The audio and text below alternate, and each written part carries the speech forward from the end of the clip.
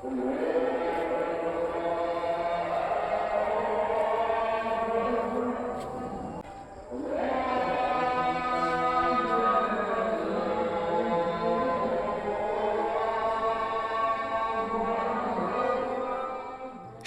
বছরের ইতিহাসের সাক্ষী হয়ে মৌলভীবাজার শহরের বুকে দাঁড়িয়ে আছে এক পবিত্র নিদর্শন, হজরত সৈয়দ শাহ মুস্তফা রহমতুল্লাহ আলাইহি দরগাহ জামে মসজিদ। ইতিহাস বলছে ১৩২৪ খ্রিস্টাব্দে মোগল স্থাপত্য শৈলীতে নির্মিত হয় এই মসজিদ। প্রথম দিকে ছিল এক গম্বুজ বিশিষ্ট ছোট্ট এক স্থাপনা, যেখানে একসঙ্গে ১৫০ মুসল্লি নামাজ আদায় করতে পারতেন।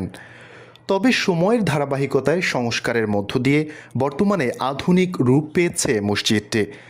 ২০০৬ সালে শুরু হয় বৃহৎ পরিসরে আধুনিকায়নের কাজ। সংস্কারের মাধ্যমে পুরনো ঐতিহ্যকে ছুঁয়ে তৈরি হয় ৫ তলা বিশিষ্ট নতুন মসজিদ ভবন। বর্তমানে নির্মিত হয়েছে যার ২ তলা।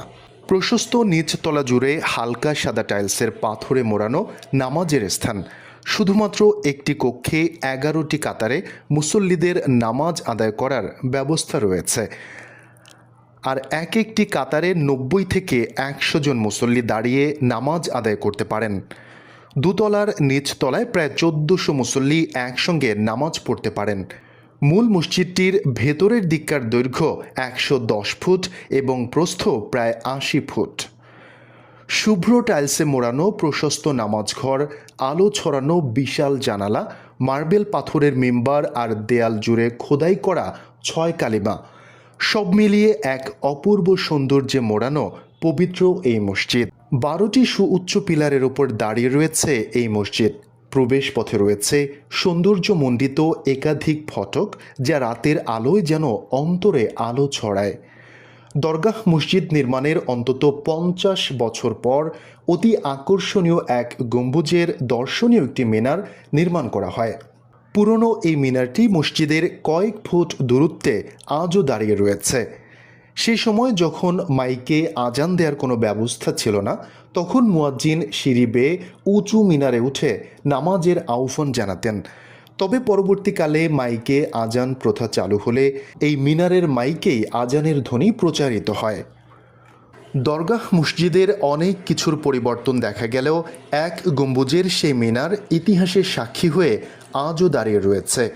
এই দরগাহ জামে মসজিদের ভিত্তির সঙ্গে জড়িয়ে রয়েছে ৩৬০ আউলিয়ার অন্যতম হজরত সৈয়দ শাহ মুস্তফা বগদাদি শেরশাওয়ার চাবুকমার হাসানি ওয়াল হুসানি মাহবুবে এলাইহি রহমতুল্লাহ আলাইহি এর নাম। তিনি ছিলেন হজরত শাহজালাল রহমতুল্লাহ আলাইহি এর অন্যতম সফর সঙ্গী। তিনি চন্দ্রপুর তথা বর্তমান মৌলভীবাজারে এসেছিলেন ইসলাম প্রচারের উদ্দেশ্যে। হজরত সৈয়দ শাহ মুস্তফা বগদাদি রহমতুল্লাহ আলাইহি এর ওফাতের পর গড়ে ওঠে এই মাজার এবং এরই ধারাবাহিকতায় নির্মিত হয় দরগাহ মসজিদ। তবে অনেকে আবার বলছেন তার ওফাতের অনেক আগেই এই মসজিদ নির্মাণ করা হয়। প্রতি শুক্রবার বিভিন্ন স্থান থেকে আসা অন্তত ৭,০০০ মুসল্লি দরগার এ জামে মসজিদে নামাজ আদায় করেন। এছাড়া প্রতিদিন দূর দূরান্তের হাজারো লোকজন হজরত সৈয়দ শাহ মুস্তফা বগদাদি রহমতুল্লাহ আলাইহি এর মাজার জিয়ারত করতে আসেন। মৌলভীবাজার জেলার প্রতিটি মসজিদ শুধু ইবাদতের স্থান নয়, বরং ইসলামের স্থাপত্য ও ঐতিহ্যের এক অনন্য নিদর্শন।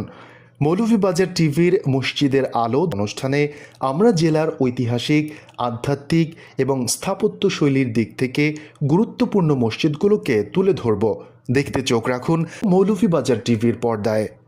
মাওলায়া সাল্লি ওয়া সাল্লিম দাইমান আবাদান আলা হাবিবিকা খায়রিল খালকি কুল্লিহিম।